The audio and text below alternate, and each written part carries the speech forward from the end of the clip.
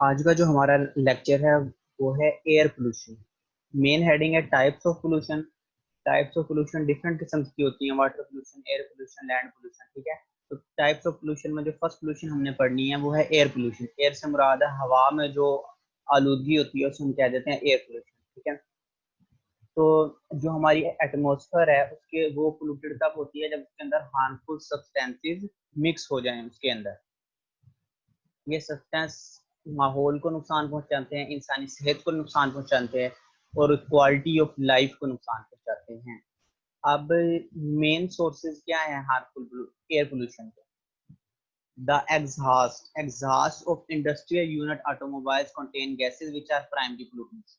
अब जो बाइक्स के, कार्स के, ट्रैक्टर्स वगैरह के इन चीज के एग्जॉस्ट होते हैं जहाँ से धुआं निकलता है, उनके अंदर गैसेज होती हैं जो क्या है, प्राइमरी पोल्यूटेंट्स होती हैं।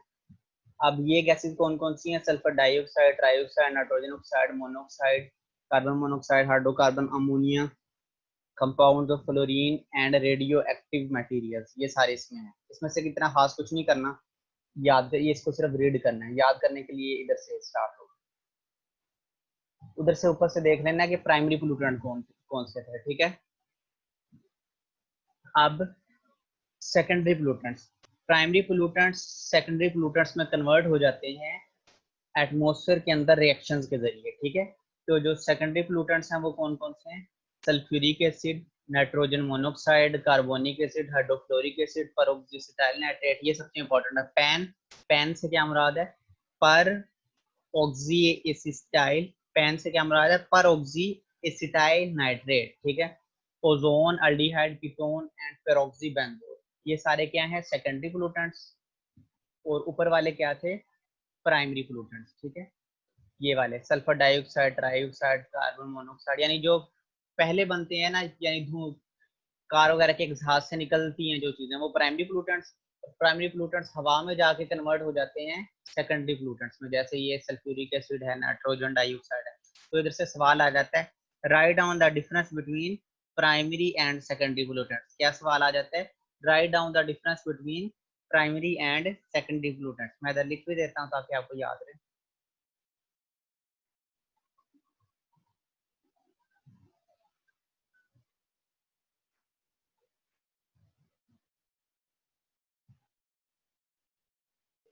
differentiate between primary and secondary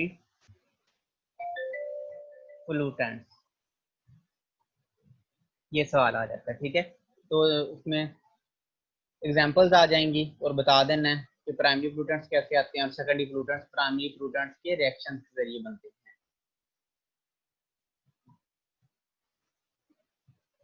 sources of some primary air pollutants. ठीक है, ये जो थी ना, carbon monoxide, nitrogen dioxide, sulphur oxide, ये थे प्राइमरी पोल्यूटेंट्स। ठीक है, इनकी सोर्सेज क्या हैं? अब इनको वन बाय वन हमने डिस्कस करना है।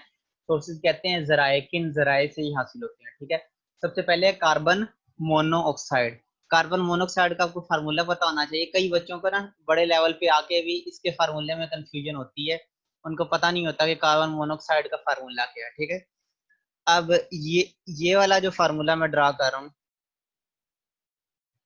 CO, ये किसका है? ये कार्बन मोनोऑक्साइड का नहीं है, ये कोबाल्ट का है। ठीक है, O छोटा हो तो ये किसका फार्मूला है? कोबाल्ट का।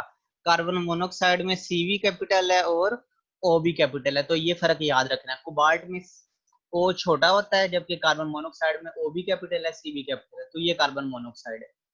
अब ये क्या है? कलरलेस है, इसका कलर नहीं होता, खुशबू नहीं होती और हाईली टॉक्सिक, बहुत पॉइजनस गैस है। ये हवा से कितने गुना हल्की है? 3 गुना ज्यादा हल्की है हवा से। ये पानी में सोलेबल होती है। ठीक है, नेचुरली कहाँ से ऑब्टेन होती है, यानी कुदरती तौर पे कहाँ से निकलती है ये? वो जब लावा फटता है ना, वोल्केनिक eruption से मुराद है लावा फटना, वो वोल्केनिक eruption के दौरान निकलती है। नेचुरल गैस एमिशन, जमीन से जब नेचुरली गैस निकलती है उसमें निकलती है। तीसरा, जब मीथेन की ऑक्सीडेशन होती है आबो हवा में तब होती है। ये नेचुरल जरा है इसके। अब इंसानी एक्टिविटीज की वजह से कौन कब कब होती है? ठीक है, अब हम देख रहे हैं कि इंसानी एक्टिविटीज की वजह से कब निकलती है। Burning of fuel in various types of transportation. ठीक है, जब पेट्रोल जलता है ट्रांसपोर्टेशन में, कौन कौन सी?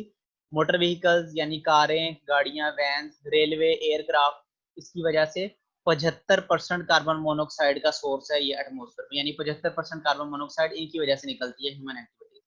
बाकी सोर्सेज कौन सी हैं? फॉरेस्ट फायर, जंगलों में जब आग लग जाती है तब रिलीज होती है।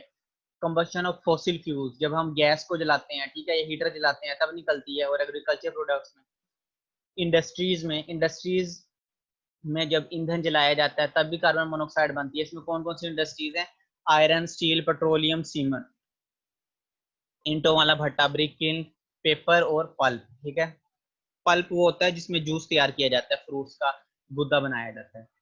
Incomplete combustion and distribution carbon dioxide high temperature, ठीक है। जब अच्छी तरह से कार्बन डाइऑक्साइड ना जले तो वो किसमें कन्वर्ट हो जाती है? Carbon monoxide. ये तो थी स्टूडेंट्स कार्बन मोनोऑक्साइड की सोर्सेज, नेचुरल एक्टिविटीज की वजह से और ह्यूमन एक्टिविटीज की वजह से। अब नाइट्रोजन ऑक्साइड्स की तरफ आते हैं। हाँ जी, जो हम लकड़ियां जलाते हैं ना उसमें से भी कार्बन मोनोऑक्साइड निकलती है, मगर कम होती है, ठीक है, कम होती है। ज्यादा होती है जब हम हीटर वगैरह जलाते हैं ना उसमें होती है। फिर आप लोगों ने सुना होगा अक्सर रात को पेरेंट्स वगैरह कहते हैं कि हीटर बंद करके सोना सर्दी में, ठीक है। उसकी यही वजह है कि आप न्यूज में भी सुनते हो जो लोग हीटर चलता छोड़ देते हैं तो जब कंबशन होती है तो वो कार्बन मोनोऑक्साइड बनती रहती है और ना उसकी कोई खुशबू है, ठीक है, ना कलर है, तो पता भी नहीं लगता और इंसान की नींद में ही डेथ हो जाती है, ठीक है। तो इस वजह से ये बहुत खतरनाक गैस है, इसको हम साइलेंट किलर भी कहते हैं कार्बन मोनोऑक्साइड। अब आते हैं नाइट्रोजन ऑक्साइड्स की तरफ। नाइट्रोजन की ऑक्साइड्स हैं, एक है नाइट्रिक ऑक्साइड NO। जब NO होगा उसको हम कहेंगे नाइट्रिक ऑक्साइड, और जब NO2 होगा, टू से मुराद डाई, तो ये हो जाएगा नाइट्रोजन डाइऑक्साइड, ठीक है। इनको NOx से रिप्रेजेंट करते हैं, यानी X अब 1 भी हो सकता है 2 भी हो सकते हैं। नेचुरली नाइट्रोजन डाइऑक्साइड का नाइट्रोजन ऑक्साइड कैसे बनती है? बैक्टीरिया प्रोड्यूस करता है, ठीक है। खासतौर पे कौन से वाली प्रोड्यूस करता है? Nitric oxide, bacterial action produce करता है। दूसरा, इंसानी एक्टिविटीज की वजह से कैसी बनती है? जब हम कोयले को जलाते हैं, तेल को जलाते हैं, गैस को जलाते हैं, और गैसोलीन है पेट्रोल की एक टाइप, इनको जब हम जलाते हैं तो ये कैसे बनते हैं? ये नाइट्रोजनस कंपाउंड्स की ऑक्सीडेशन से बनते हैं फॉसिल फ्यूल में। तो जब हम इन फ्यूल्स को जलाते हैं इंजन के अंदर तो क्या बन जाता है? NO। देखो N2 plus O2 high temperature क्या बन गया? 2NO, 2 nitric oxide. फिर ये 2NO जब ऑक्सीजन के साथ रिएक्ट करेगी तो बन जाएगा 2NO2। अब इधर से एक MCQ आ जाता है, रेजिडेंस कहते हैं रिहाइश को। अब रेजिडेंस टाइम यानी ये कितनी देर तक एक जगह पे रहती है, यानी कितनी देर तक रिहाइश रखती है, तो ये MCQ आ जाता है ये वाला। नाइट्रिक ऑक्साइड का रेजिडेंस टाइम कितना है? 4 दिन। जबकि नाइट्रोजन डाइऑक्साइड का रेजिडेंस टाइम कितना है? 3 दिन। ये आपको याद होना चाहिए MCQ वाइज। नाइट्रिक ऑक्साइड का 4 दिन रेजिडेंस टाइम है और नाइट्रोजन डाइऑक्साइड का 3 दिन। हार्मफुल इफेक्ट्स, इसका नुकसान क्या? फोटोकेमिकल रिएक्शंस कौन से होते हैं बच्चों? फोटोकेमिकल से मुराद है जो लाइट की मौजूदगी में हो, ठीक है। फोटोकेमिकल रिएक्शन से मुराद है जो रोशनी की मौजूदगी में हो, ठीक है, रोशनी की मौजूदगी में। अब रोशनी की मौजूदगी में जो नाइट्रोजन ऑक्साइड है किसमें कन्वर्ट हो जाएगा? नाइट्रिक एसिड में। और जब नाइट्रिक एसिड बादलों से नीचे गिरेगा बारिश की सूरत में तो वो क्या रेन होगी? एसिड रेन, क्योंकि उसमें एसिड पाया जाएगा, तेजाबी रेन होती है, ठीक है।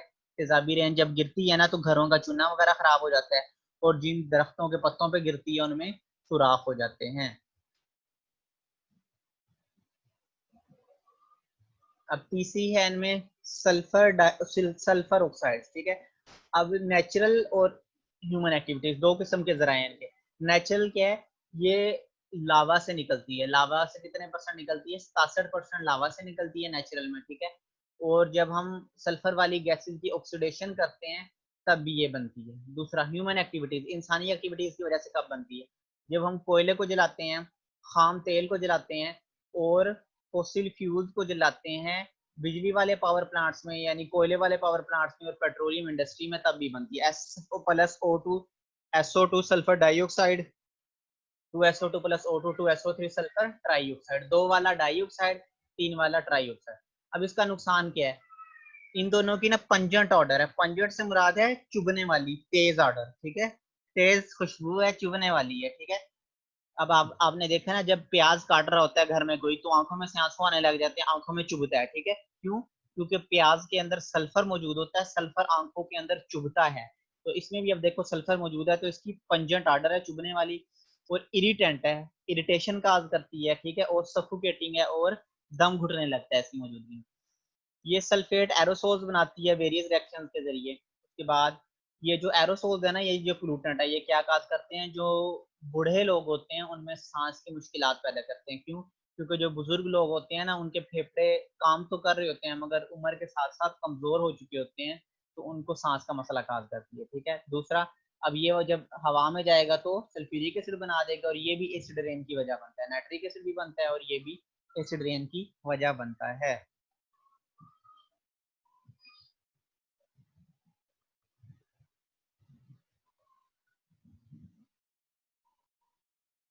उसके बाद हाइड्रोकार्बन सोर्सेज। अब हम करते हैं हाइड्रोकार्बन सोर्सेज कौन सी होती है।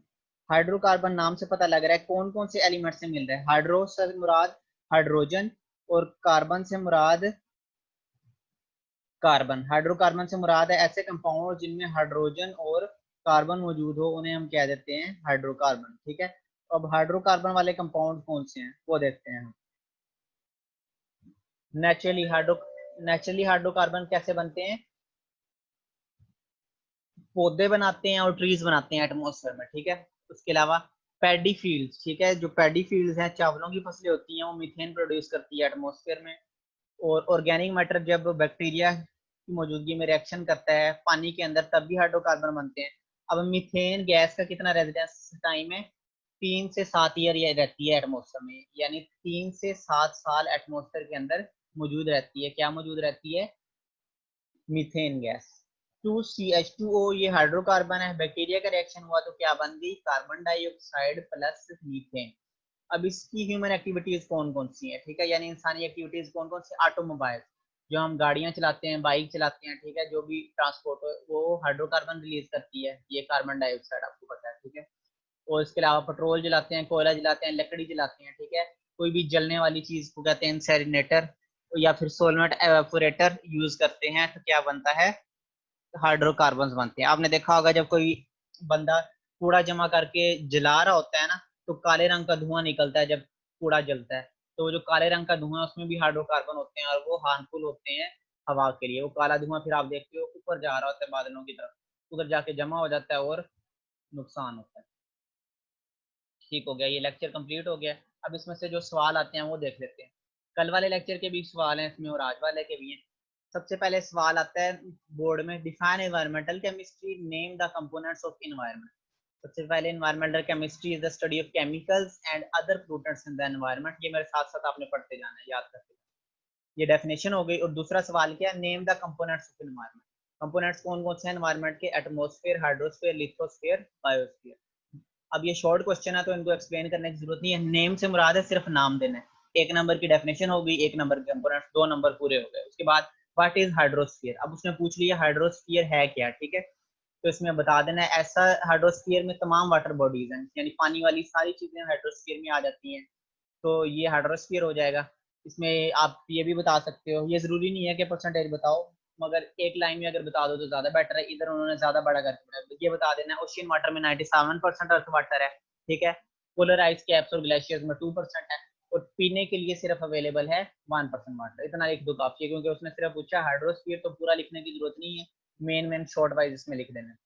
व्हाट इज लिथोस्फीयर, अब उसने लिथोस्फीयर का पूछा है, तो लिथोस्फीयर क्या है, चट्टानी एरिया को कहते हैं लिथोस्फीयर। इसकी डेप्थ कितनी है, हमारी जमीन जहां हम बैठे हैं या खड़े हैं उधर से लेके नीचे 100 किलोमीटर तक लिथोस्फीयर है, ठीक है। तो ये इधर तक कर लेना है इसका। और ये वाला बता देना है, ऑक्सीजन, सिलिकॉन, एल्यूमिनियम, पहले 3 एलिमेंट्स और उनकी परसेंटेज आनी चाहिए आपको, ठीक है। पहले 3 एलिमेंट्स और उनकी परसेंटेज आनी चाहिए, और ये 11 एलिमेंट्स वाला एमसीक्यू वाइज आना चाहिए, बाकी करने की जरूरत नहीं है। बायोस्फीयर, बायो कहते हैं लाइफ को, कई बच्चों ने मैट्रिक में बायोलॉजी पढ़ी होगी, तो बायो का मतलब ही लाइफ होता है, लॉजी का मतलब होता है स्टडी। तो बायोस्फीयर से क्या मुराद है, ऐसा रीजन जिसके अंदर जिंदगी पॉसिबल है, यानी जिस रीजन में हम रह रहे हैं, इधर जानदार भी हैं, ठीक है, ढेर सारे बिल्ली, कुत्ते, गायें, बकरियां, जानदार हैं, कीड़े हैं, सांप हैं, ठीक है, जो और क्या कहते हैं, चूहे हैं, लातादाद किस्म के जानदार हैं, ठीक है, जिस रीजन में हम रह रहे हैं। तो ये वाला जो रीजन है इसको हम कहते हैं बायोस्फीयर। उसके बाद इकोसिस्टम क्या है, ecosystem is a smaller unit of biosphere. अब इकोसिस्टम की डेफिनेशन भी आपको इसके अंदर से पता हो, इकोसिस्टम वाला अलग से सवाल दिया जाता है। उसके बाद डिफाइन इन्वायरमेंटल पोल्यूटेंट, और उसके बाद primary and secondary pollutants in atmosphere, ये जो आज हमने पढ़ा। इन्वायरमेंटल पोल्यूटेंट क्या है? कोई भी ऐसा सब्सटेंस जो इंसानी सेहत को, क्वालिटी ऑफ लाइफ को या नेचुरल फंक्शनिंग ऑफ इकोसिस्टम को बुरी तरह अफेक्ट करे, उसको कह देते हैं एनवायरमेंटल पोल्यूटेंट। अब असल प्रॉपर डेफिनेशन इधर लिखी हुई है। जो पोल्यूटेंट डायरेक्टली इन्वायरमेंट से आता है उसको कहते हैं प्राइमरी पोल्यूटेंट, जैसे कार्बन मोनोऑक्साइड, सल्फर डाइऑक्साइड, ये डायरेक्टली गैस गाड़ियों के एग्जॉस्ट में से आते हैं। जबकि सेकेंडरी पोल्यूटेंट्स क्या होते हैं? प्राइमरी पोल्यूटेंट्स के रिएक्शन से सेकेंडरी पोल्यूटेंट्स बनते हैं, ठीक है, जैसे sulphuric acid, hydrofluoric acid, peroxoacetyl nitrate. तो डिफरेंस जब भी आए तो बीच में लाइन लगा के लिखना है, आपको मैट्रिक्स से पता है, बीच में लाइन लगा के लिखना है। फिर इकोसिस्टम क्या होता है? इकोसिस्टम क्या होता है आप वो देख लेते हैं। Ecosystem is smaller unit of biosphere, it consist of living organisms and there interaction with environment, ठीक है। इकोसिस्टम में जानदारों का अपनी एनवायरनमेंट के साथ इंटरेक्शन देखा जाता है। जैसे अब हमारा क्या इंटरेक्शन है, हम जानदार हैं, हमारा ये इंटरेक्शन है कि हम अपनी एनवायरनमेंट में मौजूद मुर्गियों को खाते हैं, अपनी एनवायरनमेंट में मौजूद बकरों को, गायों का गोश्त खाते हैं, ठीक है, अपनी एनवायरनमेंट में मौजूद फसलों खाते हैं, फ्रूट खाते हैं, ठीक है। तो ये जो हमारा एनवायरनमेंट के साथ इंटरेक्शन है इसको हम कह देते हैं इकोसिस्टम।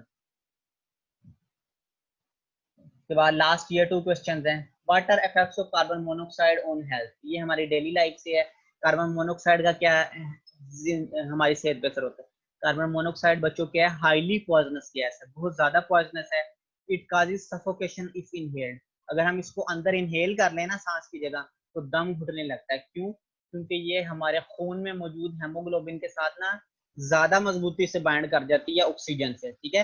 नॉर्मल हालात में जब हम सांस लेते हैं ना तो खून के साथ ऑक्सीजन बाइंड करती है, फिर ऑक्सीजन तमाम टिश्यूज में पहुंच जाती है और हम जिंदा रहते हैं।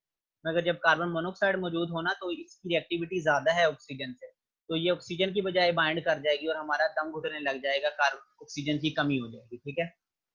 अब जिन लोगों का दम घुट जाए उनको कैसे बचाया जाता है? उनको तेज ऑक्सीजन का प्रेशर दिया जाता है, ऑक्सीजन वाला सिलेंडर लगा के उनके मुंह पे तेज ऑक्सीजन का प्रेशर देते हैं, ठीक है। अब निशानी क्या है? अगर हमने कार्बन मोनोऑक्साइड इनहेल कर लिया है तो उसके इलामात क्या है? सर में दर्द होने लग जाएगा, ठीक है, सर में दर्द होने लग जाएगा, ऐसे मुराद है दिमाग में ऑक्सीजन की कमी हो रही है, थकावट होने लग जाएगी, ठीक है, और इंसान बेहोश होने लग जाएगा और अल्टीमेटली डेथ हो जाती है, ठीक है। ये इसके निशानी है। उसके बाद यही हमने करना है। मेन सोर्सेज इसकी क्या है ये हमने ऊपर पढ़ ली है। सल्फर डाइऑक्साइड की मेन सोर्सेज हम ऊपर पढ़ चुके हैं।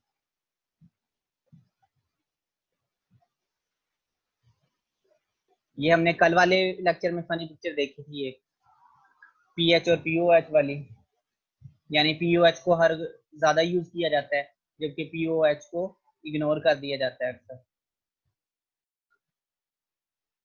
उसके बाद ये फनी पिक्चर आ चुकी है, देखो सर। उम्मीद है जिन बच्चों ने Van der Waals correction for real gases first year में याद किया होगा वो इस सिचुएशन को समझ रहे होंगे, ठीक है।